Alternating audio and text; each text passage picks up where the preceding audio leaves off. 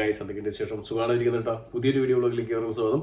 അപ്പോൾ ഇന്നത്തെ വീഡിയോ എന്ന് വെച്ച് കഴിഞ്ഞാൽ UK നെറ്റ് മൈഗ്രേഷൻ ഒടുവിൽ ഋഷി സുനകിന്റെ പ്ലാനുകൾ ചിലത് ഫലം കണ്ടു തുടങ്ങിയിരിക്കുന്നു എന്നുള്ള ഒരു ന്യൂസാണ്. തീർച്ചയായിട്ടും നെറ്റ് മൈഗ്രേഷനിലേക്ക് നേരിയ കുറവുകൾ കണ്ടു തുടങ്ങിയിരിക്കുന്നു. UK എത്തുന്ന സ്റ്റുഡൻസിന്റെയും ഡിപ്പെൻഡൻസിന്റെയും വർക്കേഴ്സിന്റെയും എണ്ണത്തിൽ ഇടിവ് സംഭവിച്ചിരിക്കുന്നു. സോ ചാനൽ ആദ്യമായിട്ടൊക്കെയാണെങ്കിൽ ഒന്ന് സബ്സ്ക്രൈബ് ചെയ്യാൻ, നോട്ടിഫിക്കേഷൻ ബെൽ എനേബിൾ ചെയ്യുക, ഷെയർ ചെയ്യുക, വീഡിയോയിട്ട് സ്വാഗതം കേട്ടോ. അപ്പോൾ നമുക്ക് എല്ലാവർക്കും അറിയാം നെറ്റ് മൈഗ്രേഷൻ അത് വലിയൊരു കോളിളക്കം സൃഷ്ടിച്ചൊരു കാര്യം തന്നെയാണ്. എതിർ പാർട്ടികളും പാർട്ടികൾക്കകത്ത് തന്നെ രണ്ട് ചേരി തിരിഞ്ഞ് അടിയുണ്ടാക്കി, ഇല്ലെങ്കിൽ പാർട്ടിക്കകത്ത് തന്നെ ഒരു ഒരു യോജിപ്പില്ലാതെ നിൽക്കാനുള്ള സാഹചര്യമൊക്കെ ഉണ്ടായതെല്ലാം ഈ നെറ്റ് മൈഗ്രേഷൻ ആയിരുന്നു. കാരണം പാർട്ടിയുടെ അജണ്ട എന്ന് വെച്ച് കഴിഞ്ഞാൽ നെറ്റ് മൈഗ്രേഷൻ വളരെ കുറവ് ആക്കുക എന്നുള്ളത് തന്നെയായിരുന്നു. പക്ഷെ നമ്മുടെ ബോറിസ് ജോൺസൺ ഗവൺമെന്റ് വന്ന സമയത്ത് വളരെയധികം ലിബറലാക്കി നമുക്ക് എല്ലാവർക്കും UK എത്താനുള്ള സാഹചര്യം തുറന്നു തന്നായിരുന്നു. അതിനുശേഷം പാർട്ടിയിൽ വലിയ പൊട്ടിത്തെറികളും ബോറിസ് ജോൺസൺ രാജിവെക്കാനിടയായി, ഋഷി സുനക് വന്നു. അതിനുശേഷം എല്ലാവരും മന്ത്രിസഭ തന്നെ ഇളകി ആടി ഒലഞ്ഞു നിൽക്കുന്ന ഒരു സാഹചര്യമായിരുന്നു. എല്ലാം നെറ്റ് മൈഗ്രേഷനെ കുറിച്ചായിരുന്നു അല്ലേ. എന്നാൽ അതിനുശേഷം വലിയ പ്ലാനുകളായിരുന്നു നമ്മുടെ ഋഷി സുനക് കൊണ്ടുവന്നിട്ടുണ്ടായിരുന്നു. സ്റ്റുഡൻസിന് വിസ സ്വിച്ച് ചെയ്യാൻ പറ്റില്ല എന്ന് വരുത്തി, സ്റ്റുഡൻസിന് നമുക്കറിയാം ഡിപ്പെൻഡൻസിന് കൊണ്ടുവരാൻ പറ്റില്ല എന്ന് വരുത്തി, കെയറേഴ്സിന്റെ ഡിപ്പെൻഡൻസ് റെസ്ട്രിക്ട് ചെയ്തു, സാലറി ത്രെഷോൾഡ് ഉയർത്തി. അതായത് ഇവിടെ PR എടുത്തിട്ടുള്ള ഇല്ലെങ്കിൽ ഇവിടെ സിറ്റിസൺ ആയിട്ടുള്ള ആൾക്കാർക്കടക്കം ഇനി പുറത്തുനിന്ന് ഒരു സ്പൗസിനെ കൊണ്ടുവരുന്നുണ്ടെങ്കിൽ സാലറി ത്രെഷോൾഡ് ഇത്ര രൂപ എന്നുള്ള രീതിയിലേക്ക് ആക്കി. അപ്പോൾ ഈ സംഭവങ്ങളെല്ലാം കൊണ്ടുവന്നിരിക്കുന്ന ഒരേ ഒരു കാരണം നെറ്റ് മൈഗ്രേഷൻ ആണ്. അതിനുശേഷം ഈ പറഞ്ഞ ഫസ്റ്റ് ക്വാർട്ടർ, ഈ 2024 ഫസ്റ്റ് ക്വാർട്ടറിൽ വന്നിട്ടുള്ള സ്റ്റാറ്റിസ്റ്റിക്സ് അനുസരിച്ചിട്ടുള്ള അപ്ഡേറ്റ് എന്തെന്ന് വെച്ച് കഴിഞ്ഞാൽ UK എത്തുന്ന സ്റ്റുഡൻസിനും അത് മാത്രമല്ല കെയർ വർക്കേഴ്സ് ഡിപ്പെൻഡൻസിനൊക്കെ വിസ കൊടുത്തിരിക്കുന്ന എണ്ണം ഏകദേശം 1,39,100 ഇത് 2023 1,84,000 ആയിരുന്നു. അതിനകത്തുനിന്ന് ഒരു നേരിയ കുറവ് ഇതിനകത്ത് കാണിച്ചിരിക്കുന്നു എന്നുള്ളത് തന്നെയാണ്. തീർച്ചയായിട്ടും ചെറിയ രീതിയിൽ ഇത് ഒരു ഫലം കണ്ടു തുടങ്ങി. ഫസ്റ്റ് ക്വാർട്ടറിലാണ്, ഇനിയും കിടക്കുന്നു. ഇലക്ഷന് മുന്നോടുകൂടിയായിട്ട് തീർച്ചയായിട്ടും വീണ്ടും ഒരു സ്റ്റാറ്റിസ്റ്റിക്സും കൂടി പുറത്തു വരുന്നതായിരിക്കും.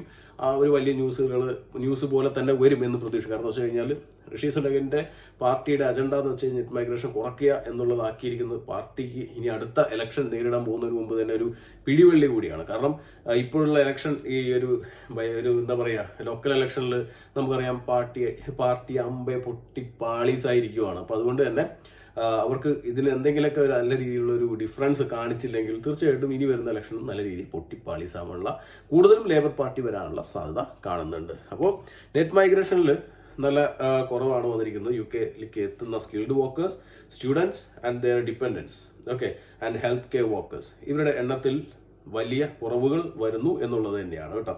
അത് മാത്രമല്ല കുറെ കെയർ ഹോംസിലേക്ക്, അതായത്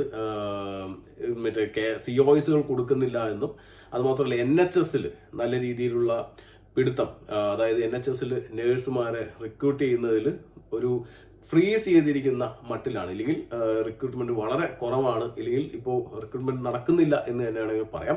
പക്ഷേ ഇപ്പോൾ ഈ കെയർ വർക്കേഴ്സിനായാലും NHS നഴ്സസിനാണെങ്കിലും നല്ല രീതിയിൽ പിടുത്തമുണ്ടെങ്കിലും, ഈ COSകൾ ഇഷ്യൂ ചെയ്യാതിരിക്കുന്നുണ്ടെങ്കിലും നല്ല സ്കിൽഡ് വർക്കേഴ്സിന്, നല്ല എഞ്ചിനീയേഴ്സിന്, നല്ല ക്വാളിഫൈഡ് ആയിട്ടുള്ള സ്കിൽഡ് വർക്കേഴ്സിന് ഇപ്പോഴും COS കൊടുക്കുന്നുണ്ട്. കാരണം നമ്മൾ വിസ ഫയലിംഗ് കാര്യങ്ങൾ അസിസ്റ്റൻസ് നമ്മുടെ ടീമുമായിട്ട് ചേർന്ന് ചെയ്യുന്ന സമയത്ത് തീർച്ചയായും അറിയാം, വിസകൾ ഫയൽ ചെയ്യാനായിട്ട് വരുന്ന സമയത്ത് ഒരുപാട് ആൾക്കാർക്ക് ഇവിടെ സ്കിൽഡ് വർക്കർ വിസ കിട്ടുന്നുണ്ട്. അത് ഈ കെയർ വിസയിലും നേഴ്സുമാർക്കും അല്ലാതെ മറ്റുള്ളവർക്ക് വിസകൾ ഇഷ്യൂ ചെയ്യുന്നുണ്ട് എന്നാണ് പറഞ്ഞു വരുന്നത്. അപ്പോൾ ഇപ്പോൾ പിടുത്തം വന്നിരിക്കുന്നത് NHS നേഴ്സുമാർക്കും കെയറേഴ്സിനും സ്റ്റുഡൻസിനൊക്കെയാണ്. അപ്പോൾ മറ്റുള്ളവർക്ക് ഒരുവിധം NHS നേഴ്സുമാർക്ക് വേറെ കുറെ കാര്യങ്ങളുണ്ട്. ഈ റിക്രൂട്ട്മെന്റിൽ ഇപ്പോൾ ഒരു ഫ്രീസ് ആക്കാനുള്ള ഒന്നാമത്തെ കേസ്, നമുക്ക് NHS ഈ ഗവൺമെന്റ് ഒരുപാട് ഫണ്ട് നമുക്ക് കൊടുക്കണം റിക്രൂട്ട്മെന്റ് നടത്താനായിട്ട്. ഈ നാട്ടിൽ നിന്ന് ആൾക്കാർ, നമ്മുടെ കേരളത്തിൽ നിന്നാണ് കൂടുതൽ ആൾക്കാർ വരുന്നല്ലേ. അപ്പോൾ റിക്രൂട്ട്മെന്റിന് വേണ്ടി പൈസ ഇൻവെസ്റ്റ് ചെയ്തിട്ടുണ്ട്. എന്നാൽ ഇവിടെ എത്തുന്ന നേഴ്സുമാർ വന്ന് മാസങ്ങൾക്കകം തന്നെ വീണ്ടും അവിടെ നിന്ന് ചാടും. അത് ന്യൂസിലൻഡിലേക്കോ ഇല്ലെങ്കിൽ ഓസ്ട്രേലിയക്കോ. തീർച്ചയായിട്ടും NHSൽ അത് വലിയ രീതിയിലുള്ള ഒരു പ്രശ്നം, അല്ലെങ്കിൽ അവർക്ക് വലിയ രീതിയിൽ നഷ്ടം എന്നുള്ള രീതിയിലേക്ക് വരുന്നുണ്ട്. കാരണം ഒരു ഇൻവെസ്റ്റ് ചെയ്തിട്ട് ഒരാളെ കൊണ്ടുവരുന്നു, അവരിവിടെ എത്താത്ത മുമ്പ് തന്നെ അങ്ങോട്ട് തരണം. അതായത് ഇവിടെ UK NHSനെ നല്ല രീതിയിൽ തേച്ചിട്ടാണ് ഇവർ അവിടെ നിന്ന് ഇങ്ങോട്ട് ഓസ്ട്രേലിയ, ന്യൂസിലൻഡ് അവരുടെ മറ്റ് സ്വപ്ന രാജ്യങ്ങളിലേക്ക്. ഇതുകൊണ്ട് തന്നെ NHS പകുതിയോളം ഫ്രീസ് ചെയ്തു. കാരണം ഇവർ ഇൻവെസ്റ്റ് ചെയ്ത ഫണ്ട് അത് നഷ്ടമായി. നിങ്ങളെ കൊണ്ടുവരാനെടുത്ത ഫണ്ട് നഷ്ടമായി. മാസങ്ങൾക്കകത്ത് നിങ്ങൾ ഓസ്ട്രേലിയക്കോ ന്യൂസിലാൻഡോ നിങ്ങളുടെ ഇഷ്ട രാജ്യങ്ങളിലേക്ക് ചാടുന്ന സമയത്ത് മറ്റ് പുറകിൽ വരാൻ നിൽക്കുന്നവർക്കും കൂടി ഒരു ഏണിയാണെങ്കിൽ ഒരു പാരയാണെന്നുള്ള കാര്യം കൂടി നിങ്ങൾ ആലോചിച്ചില്ല. കാരണം നമ്മൾക്ക് നമ്മുടെ കാര്യം വേറെ ആരെന്ത് അല്ലേ. അപ്പോൾ അതുകൊണ്ട് തന്നെ അവരൊക്കെ പെട്ടു. ഇപ്പോൾ ഇന്റർവ്യൂ കഴിഞ്ഞ് നിൽക്കുന്നവർ, OET എടുത്ത് നിൽക്കുന്നവർ, NHSൽ ഇനി എപ്പോൾ റിക്രൂട്ട്മെന്റ് സ്റ്റാർട്ട് ചെയ്യുമെന്നും എപ്പോൾ ഇനി റിക്രൂട്ട്മെന്റ് നിർത്തിയോന്നോ ഇനി ഉണ്ടാവില്ലോ എന്നൊക്കെ സംശയം ചോദിച്ച് നമുക്ക് ഇൻസ്റ്റാഗ്രാമിലും വാട്സപ്പിലും എല്ലാം ഒരുപാട് മെസ്സേജുകൾ വരുന്നുണ്ട്. സോ അവർക്കും കൂടിയിട്ടുള്ള ഒരു വീഡിയോ ആണ് നമ്മളിന്ന് ചെയ്തിരിക്കുന്നത്. അപ്പോൾ സംഭവം എന്ന് വെച്ച് കഴിഞ്ഞാൽ കാരണം ഇതാണ്. ഒന്ന്, ഈ പറഞ്ഞ NHSലേക്ക് എത്തുന്ന നഴ്സുമാർ ഇവിടെ എത്തിയ ഉടൻ തന്നെ മറ്റ് രാജ്യങ്ങളിലേക്ക് ചാടുന്നു, വിദേശ രാജ്യങ്ങളിലേക്ക് ചാടുന്നു എന്നുള്ളത് തന്നെയാണ്. NHSന് വലിയൊരു നഷ്ടം തന്നെ ഉണ്ടായിട്ടുണ്ട്. അതുകൊണ്ട് തന്നെ ഒരു വിശ്വാസക്കുറവ് ഇപ്പോൾ കേരളത്തിൽ നിന്ന് ആൾക്കാരെ എടുക്കുന്നവർക്ക് അതിൽ വിശ്വാസക്കുറവ് ഉണ്ടാവും. കാരണം എന്ന് വെച്ചാൽ ഇവിടെ വന്ന് ഇവർക്ക് ഒരു ഗ്യാരണ്ടി ഇല്ല, വന്നു കഴിഞ്ഞാൽ ചാടും എന്നുള്ളത് ഉറപ്പായിരിക്കും. അതുകൊണ്ടാണ് ഒരു പേടി. പിന്നെ മറ്റൊന്ന് വെച്ച് കഴിഞ്ഞാൽ OET സ്കാം, ഒരുപാട് OET സ്കാമുകളും കാര്യങ്ങളും ഇവിടെ നടക്കുന്നുണ്ട്. സോ അത് ഇപ്പോൾ ഒരുപാട് പിടിച്ചു. ഇപ്പോൾ ഇൻവെസ്റ്റിഗേഷൻ കാര്യങ്ങൾ നടക്കുന്നുണ്ട്. നൈജീരിയൻസ് ഒരുപാട് പേരുണ്ട്, മലയാളികളുണ്ട് എന്നൊക്കെ പറയുന്നു. അപ്പോൾ എനിക്കറിഞ്ഞൂടാ അത് എങ്ങനെയാണ് OET സ്കാംകാർ ഇത്രയും ട്രാൻസ്പെറന്റ് ആയിട്ടുള്ള സർവീസ് ആണ് എന്ന് പറഞ്ഞിട്ടും അതിനകത്ത് സ്കാമുകൾ നടത്തി അത് വിസയും അടിച്ച് UK എത്തിയിരിക്കുന്നു എന്നുള്ളൊരു വലിയ കാര്യമാണ്. അപ്പോൾ അത് നടക്കില്ല ഇല്ല എന്നൊന്നും പറയാൻ പറ്റില്ല. നടന്നു, ഇൻവെസ്റ്റിഗേഷൻ നടക്കുന്നു, പലരുടെയും ഭാവി തുലാസിലാണെന്നുള്ളതും അറിയാൻ പറ്റും. അപ്പോൾ ഇത് അത് മാത്രമല്ല, ഇത് NHSന്റെ സൈഡിൽ നിന്നും തെറ്റുണ്ടാവും. കാരണം ഈ OET റിക്രൂട്ട്മെന്റ് നടന്ന സമയത്ത് അവർ ചെക്ക് ചെയ്തില്ല, ചിന്തിച്ചിട്ടില്ല എന്നുള്ള കാര്യം വേറെ ഒരു കാര്യമാണ്.